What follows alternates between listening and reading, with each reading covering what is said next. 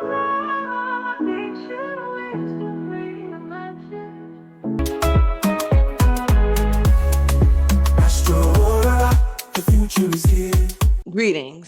I'm Basra, co-founder of Astro-Aura. I've been working behind the scenes the past few months planning this great content that we have for you, and also baking something quite special in the oven, the newest member of our family that we're expecting in the next few months. I wanted to apologize for the audio quality in episodes 1 and 2 of the Resurrection of Kemetic Astrology. We were notified quite late in the editing process that we had recorded with the faulty mic, and we decided to just push forward because of the backlog of content that we have and wanting to just get it out there. So the subtitles have been edited. Go back and listen if you need to episodes 1 and 2. But episode 3 today, the audio is clear and true. Prepare to be electrified. For those of you who've missed our dynamic on screen, we will be continuing the problems of modern spirituality with next episode, The Pacification of the Warrior. In addition, my own series on Black ancestral femininity will be coming to you soon. I am extremely passionate and honored to bring forth Black ancestral femininity because I see the critical need we have as Black women to restore and purify our identities based on our Black ancestral values. So I look forward to seeing you all soon. Peace, and welcome to episode 3 of our series, The Resurrection of Kemetic Astrology. I'm Hakai Ma'ak, husband, father, energy medicine therapist, and priest of the Rasa Kumti tradition of ancient Kemet. And in today's episode, we'll be going over the foundational model of Kemetic astrology called the Planetary-Chakra Model, a system that integrates the chakras with your astrology chart so that you have a practical, holistic approach to your spiritual growth.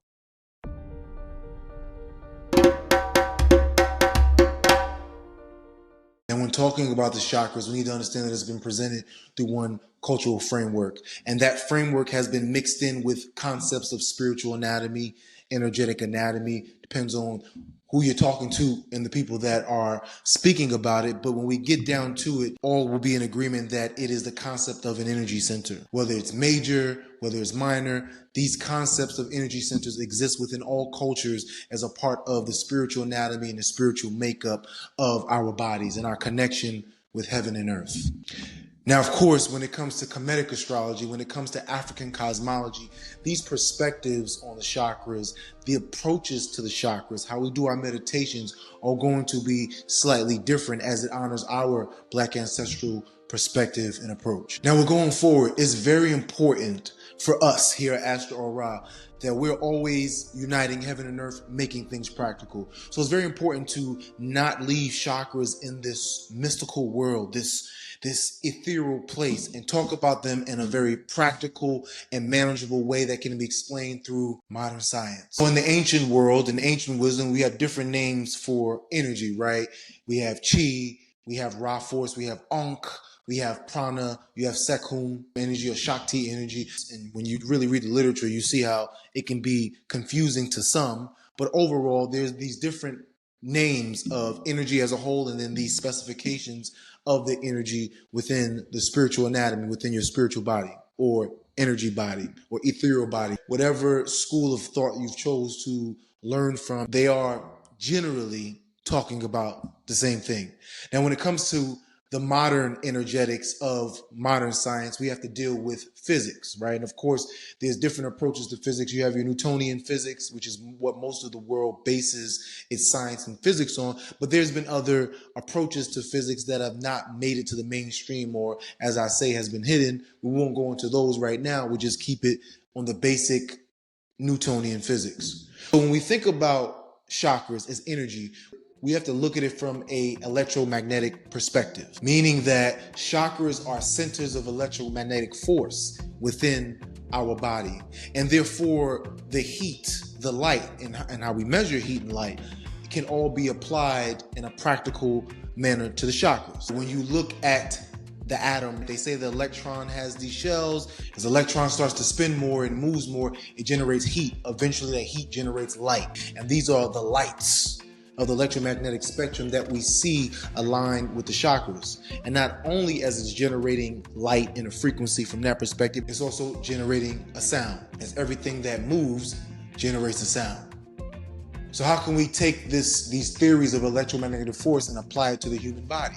Well, in the studies of Western science, we know that the heart generates an electromagnetic field, right? It's measured in what is called an ECG when you go to the doctor to get your physical. Your nervous system also generates an electromagnetic field. And this is why drinking electrolytes and making sure your electrolytes, your potassium, magnesium, all of these things have a positive and negative charge, keeps your nervous system going, keeps your thoughts going, keeps your brain going. We hear about 5G and how it affects the human body. We hear about cell phone radiation. Though, in order for us to be affected by these things, there has to be some type of resonance, which means that our body is also producing an electromagnetic field from modern physics perspective. When we think about the concepts of heat and how the laws of thermodynamics, how it's measured, these same things can be applied to the meditations and the applications of the chakras. But we'll go into that deeper at another time. When we get to the concept of light, it is known that the human body can emit infrared radiation. We can emit different frequencies of light in our body. Not how the chakras are shown from ancient wisdom, right? So if we're emitting these frequencies, they can be measured, right? Then it can also be said that our chakras can be measured and have been measured. There have been some serious people who have done the research. If we go also to the next concept involving the chakras, which is mantra, which is sound, the idea that vibration can manipulate the surroundings. If you chant, according to the Hindu tradition, if you chant Lam, L-A-M, or Lang, it should activate the root chakra. It should ground you. It should stabilize you, meaning that that chakra should create an effect in the physical world. And people are still thinking that this is some kind of mystical thing when you have modern science and these studies of cymatics where they have all kind of experiments where they're showing sound waves creating patterns in the sand, creating patterns in the water, right? We know about the famous study that was done in Japan of water and the language of water and the book written about it and how these frequencies of your words and how powerful they are create these vortices in water. And of course, if the human body is predominantly water, then of course we can be affected by these same frequencies and these same patterns. From this perspective, chakras are not just this mystical thing that you chant to and you meditate to. Chakras represent both physical and non-physical aspects of ourselves through their connection between heaven and earth and being a mediator, a processor of the energies between heaven and earth. Modern spirituality, as with most things, has made things confusing by having this very linear oppositional model between heaven and earth. So we tend to think of things as only being mystical and therefore separate them from earthly reality. So it's very important for us to discuss chakras even from the physics perspective and to explain it in that way, because I assure you, you will not find it anywhere out here, definitely not in these YouTube streets. But for our own growth and development, it's important to frame it that way so that it's not in a one or the other, but that we see them as united, as the integrated approach to it will go far longer way in healing your mental, emotional, and physical problems and seeing the connection between all of them. You might have lower back pain. And you might say, I might need to ice my back or lay on a heating pad. But how much is that lower back pain the result of an issue with your Swadhisthana chakra or your sacral chakra? How much is it that your self-esteem and a mental emotional thing is influencing your back pain? Or rather, how much of the effects of Venus right now, transit in Scorpio, is influencing that back pain through the issues of your feelings about betrayal? So the Planetary-Chakra Model is a way of showing this integrated approach to solving your problems and having holistic healing. So let's get to the historical background of the chakras, and let's get to the historical background of the Planetary-Chakra Model, as there have been many who will come to this and just say, oh, it's new age, it's not tradition. We will show how traditional it is. As you can see in our video that you can link here about the chakras in ancient Kemet, there were many different names for the chakras in ancient Kemet. There was Jasu, Kasu, but mostly when you read the pyramid text and you read other texts in Kemet, Uraeus is usually a reference to what we would call a chakra or an energy center. And this Uraeus is always connected to what? Sekun power. And that Sekum or that Sakum energy becomes what is called Shakti, which is connected to the chakras in the Hindu tradition. Now, what we call chakras here, Astro Aura, are Auraba. Auraba comes from the concept of Ba, which is soul, which is spirit, which is that solar force or energy. Now, Aura means to create. It's also pronounced Ari or Ori, right? It means to create, to beget, to do, to take action, to work. Speaking specifically about how our chakras take action and do work. And later I get to what exactly is that work, what exactly is that creative energy. Now, of course, when we talk about what's called a Uraeus, it's always connected what? With a sun disk, with a solar disk, with a planet. And many times even people confuse, particularly with Sekhmet, they confuse the disk on her head with the sun when it's actually the planet Mars. So here we had what's considered in the pyramid text and other spiritual texts to be what we would call a chakra is directly in alignment with what we call a planet or a Seba. Now let's go to India. When you read the book Laya Yoga, very good book about the chakras, you'll see that there is a section that is mentioning this connection of aligning the chakras with planets. And it represents a very good schematic because when you do more research, you'll see that the planets and where you put the planets according to the chakras may change based on the philosophy. Some people put Jupiter as the sacral chakra or the sex chakra or the Swadhisthana chakra. Some people put it as the manipulative chakra, the war chakra. That sounds crazy to people to think about Jupiter being the planet, so-called planet of wisdom in astrology, being the planet that decides if we go to war or not, the planet that decides how you assert yourself. But the tradition of equating wisdom with martial force, of equating wisdom with fighting back, is something that even goes back into Kemet Kush, something that goes back into the Chinese tradition. It's a very normal thing. It's just that in the last 2,000 years of the reign of modern spirituality, for some strange reason, we don't think like that anymore. I wonder why. There's another great source called The Holy Science, which is a book that very beautifully integrates the zodiac signs and the chakras. This concept of chakra and planet is a universal concept that has been embraced in multiple cultures and in multiple spiritual practices. The only reason why it is not popular is because it has not been presented in a manner that you can go take action on it in a holistic perspective. And here at Astro Aura, our planetary chakra model aims to do that and do it in a very innovative way that adapts it to modern times. So how does the planetary chakra model apply into African cosmology and to Black ancestral traditions? Well, we think of it as more of a internal solar system, right? It is often said in spirituality that human beings, that man is a microcosm of the macrocosm. Yet no one ever says, how does that apply to the actual universe, or how does that apply to the actual solar system? And the chakras, therefore, become this internal planetary system within us. So when you look at the format, usually in all spiritual cultures, you see this reference to heaven, earth, and then this middle point that is supposed to synchronize and harmonize it. So when you have a so-called deity as a heavenly manifestation, there is Oshun as a goddess. Then you have a physical manifestation of Oshun that may occur in the rooster, that may occur in an animal, in a plant, in a mineral, in a food. And then you have this middle ground manifestation of it in human beings, where it may occur in a beautiful woman, and a woman who likes to adorn herself and beautify herself. So there's these three levels of manifestation, heaven and earth, and then the middle point that harmonizes both of them. So each planet corresponds to a deity, and how these energies manifest in both in heaven, which is an astronomical, astrological, and then in earth, which is a nature and physical forms. And the chakras, the Auraba, serve as the middle point that harmonizes them within our bodies.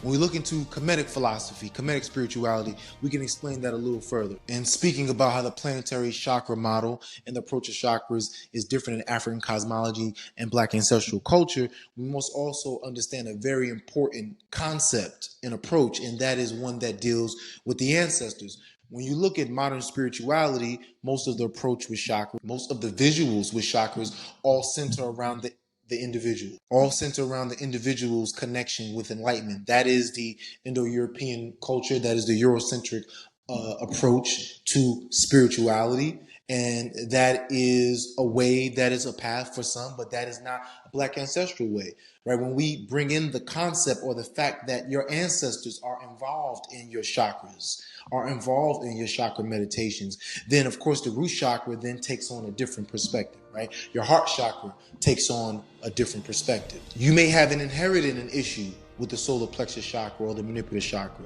Many of us who have mental illness in our family line, a lot of those issues are connected with the energetics of the manipulative chakra, or the solar plexus chakra. And when you bring in concepts of ancestors and bloodlines, then we start to have even a more nuanced approach to chakras. I come from a warrior bloodline, so me chanting, right? And in this case, I'm just using the Hindu mantras. We don't use Hindu mantras.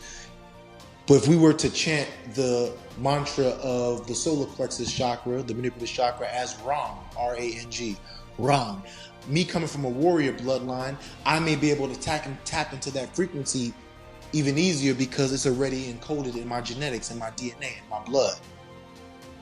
Right? The farmer may be somebody who comes from a farmer's bloodline, may be able to tap easier into the energetics of the root chakra. See, it introduces these nuances and makes it very special, very specific, and brings a tailored approach to your own spiritual growth. Because as we said in our earlier videos about Kemetic astrology, that culture is a very important factor. Astronomy is universal, astrology is cultural.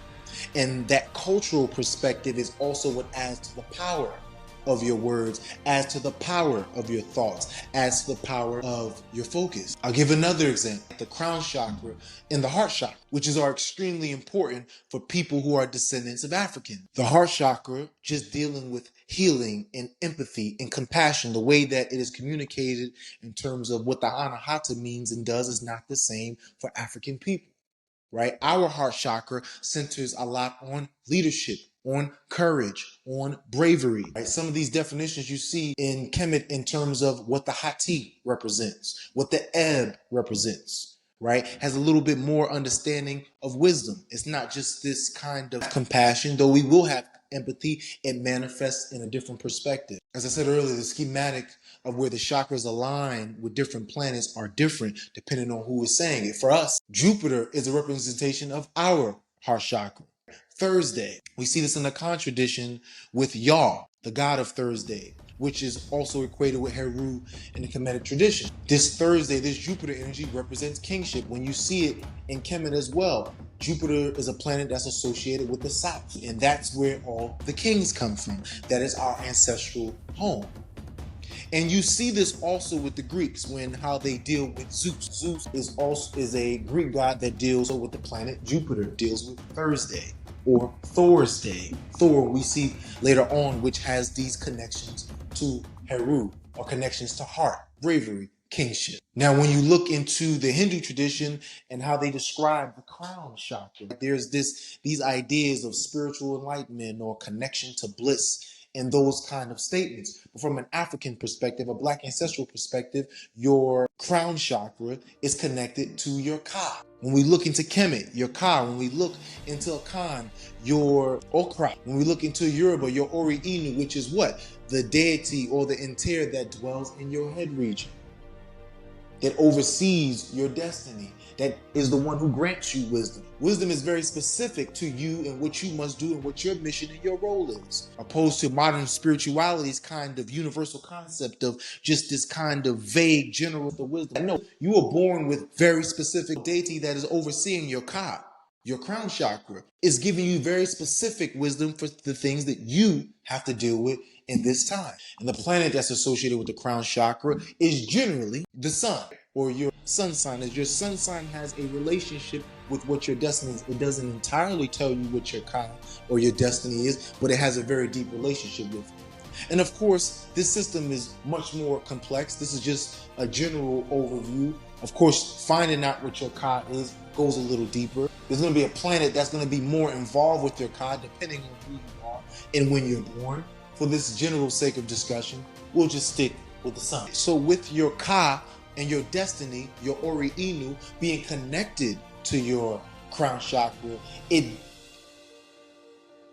gets rid of this abstract, mystical an ethereal concept that you do see in the Hindu system, right? Because from a Black ancestral perspective, your Ka, that deity governing your head, your Okra, is very much a earthly concept as well. It's how you live your life. And that's why we say with Black ancestral traditions, there's a synchrony of heaven and earth. It is a circle.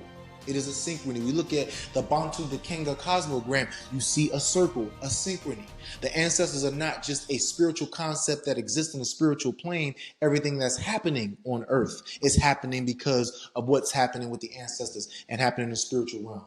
We also see that in Kemet with the two skies. You have the Milky Way, you have the sky in which the planets transit, but it also mirrors what is happening in the spirit world and therefore what is happening in your own spirit.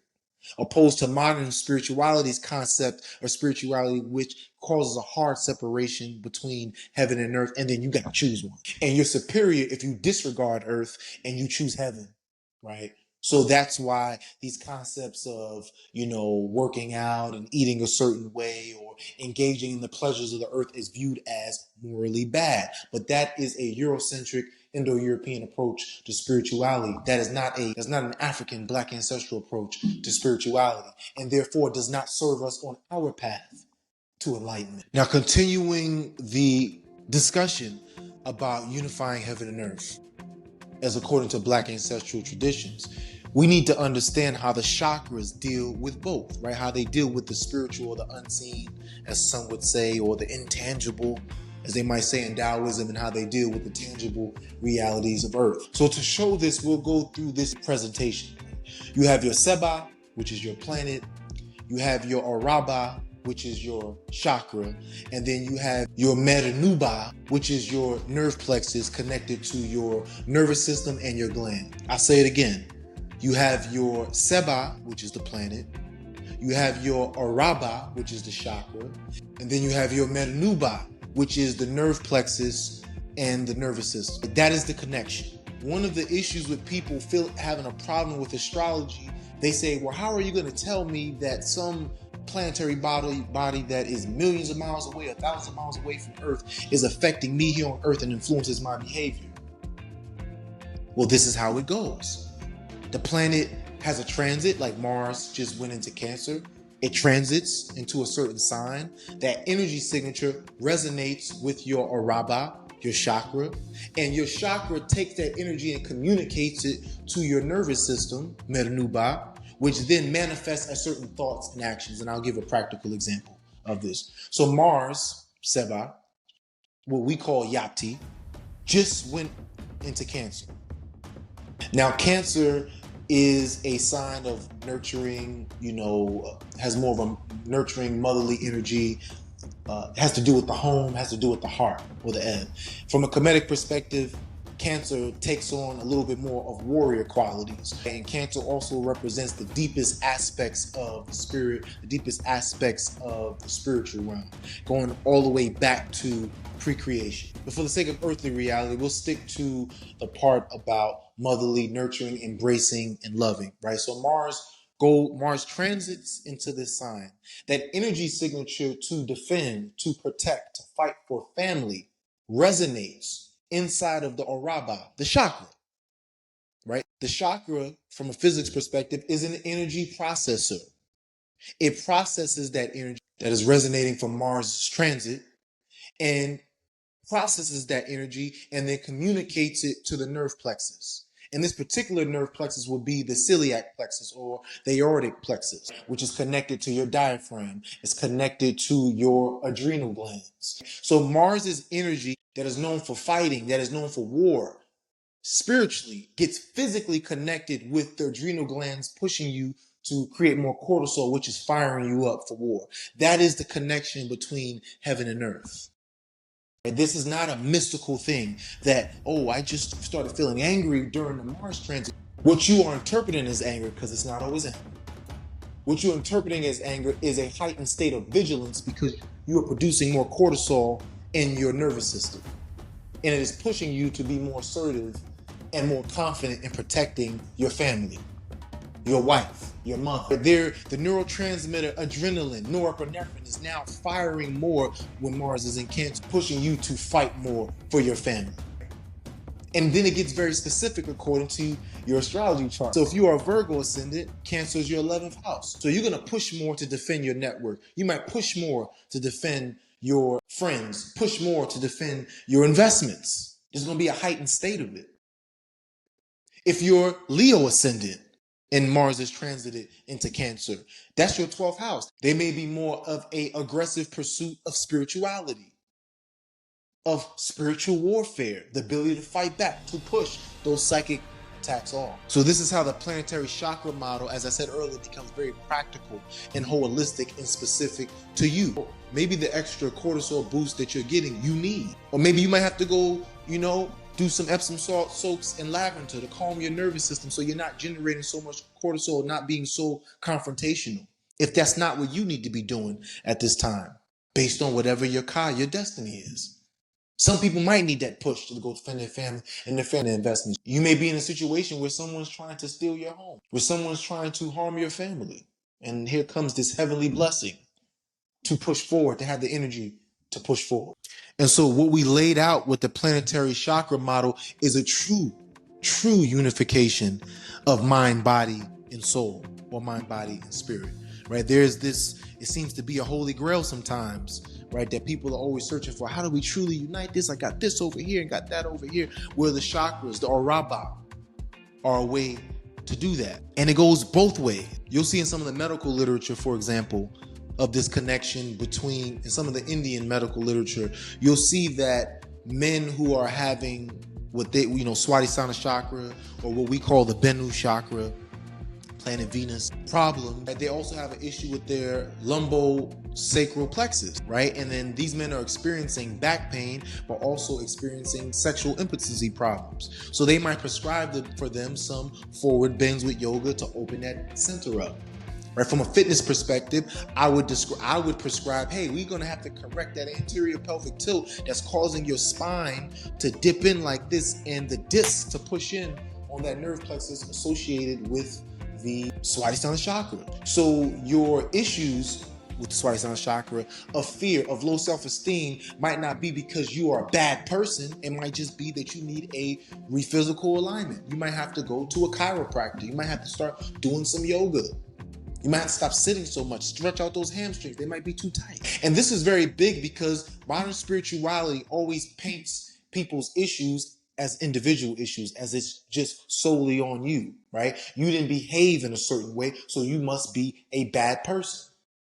When it could be totally physiological. You might have eaten the wrong thing. You might have been moving in a certain manner that is influencing your mental and emotional behavior, how you're thinking, how you're acting, which is all being triggered by the nervous system. And your nervous system is getting those signatures from the Auraba, and your Auraba is receiving those signatures from the transits of the Seba, or the astronomical transits in heaven. So as we wrap up this episode, you can see that the planetary chakra model is the bridge between physical and spiritual, is the bridge between modern science and ancient wisdom. In our next episode, we'll be going through all the planetary chakras.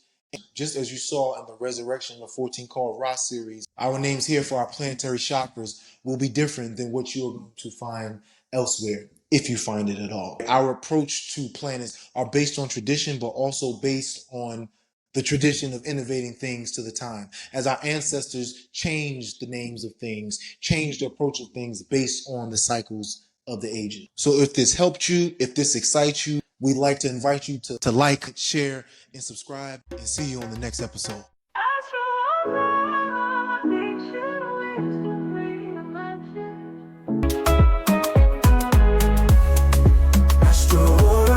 The future is here.